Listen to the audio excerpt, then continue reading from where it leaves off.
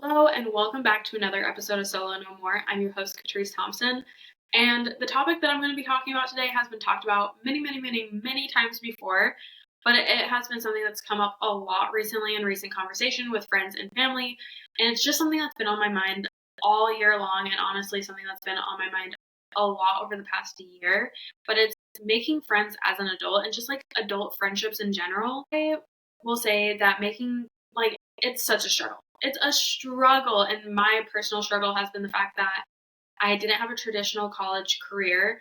I did do my freshman year not fully on campus, but I did live in an apartment with roommates. I didn't live at home. I moved to a new city, but I was so busy working, trying to like pick up all the shifts that I possibly could at the nonprofit that I was working at part time, and then also I was nannying. I didn't really have time to make a lot of friends and do extracurriculars. I mean, I did make friends with my coworkers, but it's kind of like being in high school, and it's just that friendship out of convenience because as soon as I moved away from Bremerton, that's where I was living at the time, like I didn't stay in contact with anyone, tried to keep in contact with people, but like things just kind of faded out. And then I lived in Bremerton from the time that I was like, we're going to say 18 and a half to a little past the time that I turned 19. And when I turned 19, I got my first like full-time job, and I was working 40 plus hours a week at this nonprofit. Like I had gotten a promotion, had moved back home because they had opened a new branch of this nonprofit near my home. And I was like, okay, this is an opportunity for me to save some money. I transferred from that community college that I was going to in Bremerton to Washington State University, but I was taking online courses and I was spending all my time at work. And again, made some friends, but they were friendships of convenience. Also, it was super hard because being 19 and being in the position that I was in, most people my age were my subordinates. They were my employees, which also made it really hard because it was just this super funky dynamic where, you know, I was their boss, but I was their age. Everyone who was at my level in the organization was like older than me. They were getting married, they were having kids. Some of them were on their second marriages. Like I was at such a different stage, and so sometimes it was really hard for me to connect with like my actual peers, my coworkers in this organization. It was a struggle. And so then making this transition into being an entrepreneur has also been really tough because I've made so many friends, but I also am making like a lot of friends online, and most of the time I'm making friends online who are not near me. And so it's like I have friends, and I was talking about this recently with my therapist because, good old therapy. And let me just tell you, it was so wild to sit on therapy and be like, I really have nothing crazy going on in my life right now, but I do feel this inkling of loneliness. So let's explore that and how I feel like I don't have friends when I really do have friends. And we got to talking, my therapist and we got to talking about it. And she was telling me that it's something that she struggled with. She has other clients who have struggled with this. Like adult friendships is just, it's hard because we are working with like friendships out of convenience, but also as adults, it can be so hard to tell, like, not so hard to tell, but the lines get blurred in terms of like friendship and acquaintances and who's just like your coworker. And again, it's that convenience and proximity. But something that I was talking to her about is like, it's just so hard and I feel so lonely being an online entrepreneur, a digital entrepreneur, because I want to go out. I want to get out of the apartment. I love Reese so much. I love our dog so much, but I want more social interaction. And I will say, in the last couple months, my siblings and I have started, siblings, the relationship ebbs and flows. There are seasons where we talk all the time. There are seasons where we don't talk at all. There are seasons where, like, it's just all up in the air. And right now we're in a season where we're talking all the time, but, like, as much as I love my siblings, I'm like, I want to talk to people my age. Not that my siblings are very much younger than me, but sometimes I can really tell the age difference or the difference in life experience. And when I was talking to my therapist about this, I just was like, something else that I also, and that we discussed that has come up for me is like this desire for more friends, but I don't want friends to have deep conversations with. Like, if that happens, fantastic. If we get really deep and we talk about our life experience and the trauma and the highs and lows of everything, great. But I'm also just looking for people to, like, let's just go out. Let's just go out. I also was telling her that because of, having to work so much in my early 20s, I mean, not that I'm in my late 20s or anything, I'm literally dead center in the middle. I'm 25, but my early adulthood, the early years, that feels so weird to say. I don't even know why I keep saying it. Like, it just feels so weird because I am only 25, but like from 18 to 2, working all the time, trying to pay bills, trying to keep my student debt low. And like, I'm so glad that I did that because I did graduate with less than like 12K in student loan debt, which was fantastic. But like, I walked away from my college experience. I walked away from 9 to 5 life, kind of being like, all I have is a piece of paper that I went into debt for, but I didn't go into too much debt. That's like the scenario that I was in. And so I wasn't going out a lot. I also am going to say, like, it's really hard because I kind of want that fun. Like, I feel like I missed out on something. Like, I don't regret the decisions that I made. I just, like, sometimes I'm like, now people who are my age, a lot of the people that I'm interacting with are, past the, like, let's go out and have a wild night out on the town phase. And I'm like, I literally adulted so fast that I'm like, okay, let's actually push pause. And I really want to have like a crazy wild night. I keep telling Reese that I really want to like have a hangover. I've never had a hangover. And he's like, Catryce, reel it in. You don't want a hangover. You don't want to be greening out or blacking out like that. But I just am like, I want to go out. I want to have fun. I want to let loose. I want to just not have a care in the world. But it's just like this really funky dynamic because being 25, like, I'm getting married this year. I have friends who are having kids. I have friends who are still very much in the dating game. Like, everyone is everywhere. Everyone isn't necessarily near me. And then there's also this anxiety about, admitting that I feel lonely, even though I'm just announcing it here on the podcast. But I just, like, I was talking to my therapist about this, and one, it was so relieving. Even though, this topic has been talked about before, and I know that I have friends, but it was so relieving to know that, like, to be reassured and reminded that I'm not the only one experiencing this.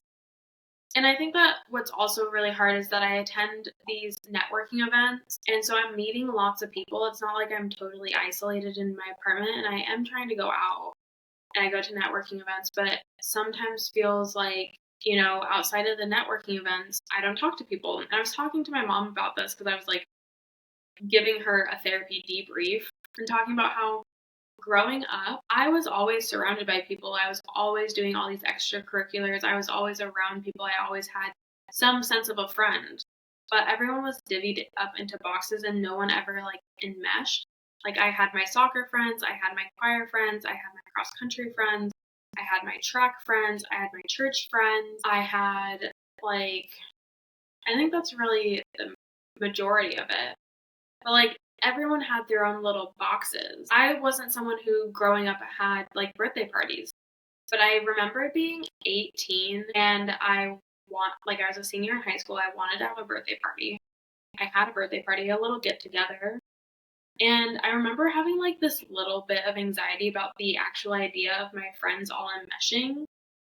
And it also brought up it also brought up, as I was talking to my mom about this and I was talking about that, brought up this idea and this kind of, I don't think I had this conscious thought at 18, but kind of this, now looking back on it, I think that anxiety came from the idea or the reality of the fact that I code switch all the time. And it's not that I'm not myself with everyone, it's that you get a slightly different version. And that's on growing up mixed and all that good stuff. And I could dive so deep into code switching. It's honestly kind of insane. I once actually wrote an essay all about that and my experience with it and growing up mixed. But again, I feel like I don't even know where I'm going with this. Truly, the point of this episode is to talk about the fact that it is such a struggle for me to be able to just share my experience. Hopefully, this helps someone else know that they are not alone on this journey.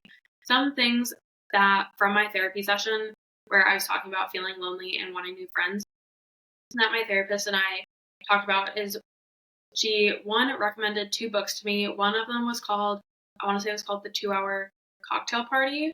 And it's this book by this guy who I think wanted to make friends. He had just moved to a new city, I'm pretty sure it was New York. And he would like host a cocktail party every like Wednesday or something and be 2 hours long. And when he would just meet people, like at first it started out with him just like inviting his like little friend group, and then it started growing as he would like meet people on the street and connect with people, and he'd be like, oh, I'm having a little shindig, do you want to go? So she recommended that book to me. I still need to go buy it so I could read it. She also recommended The Art of Gathering, and it's not a book, she like told me, she was like, it's not a book about like linens and tablescapes and everything. It's a book about like the actual art and science behind, you know, the energy and the vibes of a party of 3 versus like a party of 6 and those types of things, and like the dynamics and how to make a gathering feel lively with X amount of people. So she recommended some readings. I will check back in with you on how those go and what I've learned. Definitely still need to go get them, but something that I've thought a lot about that 2-hour cocktail party, and it kind of reminded me of when I was with my ex-fiance. We would host weekly game nights, and it was kind of the same deal. We would always invite like our core little friend group, but then we would just invite other people. We'd be like, we'd connect with people at work, we'd connect with people well, he was going to school. I wasn't going to school at the time. Well, I wasn't going to school in person, but it was kind of like a, hey, like, do you want to get together and like come over to game night? And like that was like a routine. And one, it was really nice to have the routine of like bringing people together, socializing. It was just like, let's make dinner together. Him and I would make dinner for everyone, and then everyone would play games. This was hosted at his dad's house. We'd sit in his dad's like hot tub, or we'd watch a movie, or we'd just sit in the front room and we'd just all talk about life. Like sometimes it would get deep, sometimes it wouldn't. Sometimes it would just be like, I want to say philosophical, but that's maybe not the word that I'm looking for, but it kind of fits. But when she was telling me about the 2-hour cocktail party, I thought about that and I was like, okay, how can I bring that back into my life? I really do want to have reoccurring things on the calendar where it's like, you know, if you're available, come hang out. Let's have game night. Let's have dinner. Let's have a 2-hour cocktail party. So I will check back in with you on that. She also recommended that I start going to, you know, like networking groups, but more like friend groups, like friend events, friend making events, friend networking, speed dating, but friendship. I don't know. But she recommended that I do that. I have not done any research fully into the groups that she recommended in the area, but I will say that I did start following a running club on Instagram, and I do plan to go do a run. I don't know when, but I do plan to do that. Something that she also recommended, and she told me a story about this guy who, it's kind of the proximity thing, but he would go to these events. Like there's like a company that was always hosting like weekly events or something like that. And he would go, and he wouldn't necessarily go talk to anyone. He would show face, and then he'd leave. But eventually, like, he started getting integrated into the friend groups that were also going regularly. So she was saying that that is something, like a method that she would more so recommend to someone who's a little bit more shy than me, which was really interesting when she was talking about that, because then we had a whole conversation on why she thinks I'm not shy, when, in fact, she has never met me actually in person. And I show up online for people all the time, so how does she know that I'm not shy? It's literally my job to show up on the screen. But it was a good conversation. But we were talking about that, and something that I thought of is like, I'm not just gonna go somewhere and I'm show face and then leave. But something that I have been doing is I've started going to workout classes. I've been going to like Solid Core and Soul Cycle, and I've been starting to like figure out which instructors, which trainers I really like to be in class, like be in their classes, and starting to go more repetitively, like reoccurring to those classes, to the classes they're leading. Like I go to the same Solid Core class because I'm not ready to like go into another class. I'm like in the starter 50. I've like gone like 3 times now, and I just am like, I don't think I'm ready for the foundations yet. We'll get there eventually. But something that I like was thinking about last Soul Cycle class that I went to, which was after this therapy session, and I was sitting there and I was just like, my goal is to go, and I really like when the instructors are saying like connect with the person next to you, I really am like giving him a high five. I am really telling him like good job. Those types of things, because even if they don't come back next week, I'm still putting myself out there.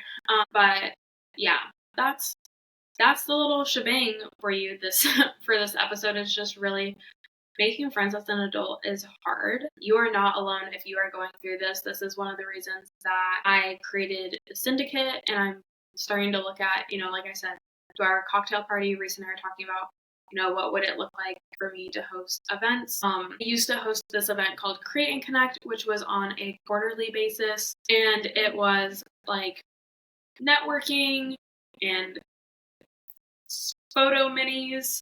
And then also there's like content creation happening, like I was reporting behind the scenes.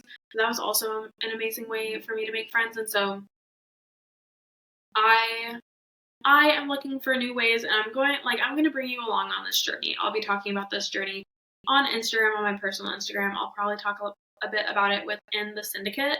But I just wanted to kind of share about the experience that I'm having, the thoughts that I'm having, the conversations that I'm having around adult friendships, and like it really is a struggle. It's even more of a struggle when you do work from home, because it's like I'm not actively going out and like interacting with anyone on a regular basis other than Reese. And Reese and I have this conversation all the time because he has a 9-to-5 and he comes home and he has all these stories to tell about all these people he interacted with and all these things that happened at work. And like, yes, there are things that happen in my life while he's at work and I'm getting shit done in my business, but it's just not the same. It's not the same. But yeah, thanks so much for tuning in to Solo No More, and I will chat with you next week.